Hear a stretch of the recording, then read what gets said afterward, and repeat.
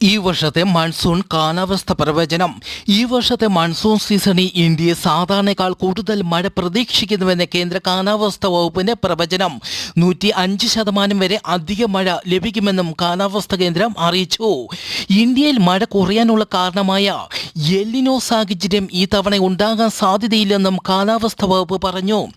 രാജ്യത്ത് കേരളമടക്കം വിവിധ സംസ്ഥാനങ്ങളിൽ അസഹനീയമായ ചൂട് അനുഭവപ്പെടുന്നതിനിടെയാണ് കേന്ദ്ര കാലാവസ്ഥാ വകുപ്പിന്റെ പ്രവചനം.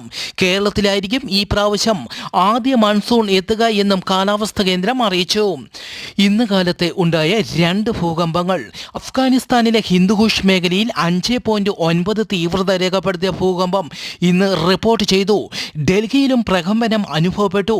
ഇന്ത്യൻ മഹാസമുദ്രത്തിൽ 6.6 തീവ്രത രേഖപ്പെടുത്തിയ ശക്തമായ ഭൂകമ്പവും ഇന്ന് റിപ്പോർട്ട് ചെയ്തു. ഇതുവരെ സുനാമി മുന്നറിയിപ്പ് നൽകിയിട്ടില്ല.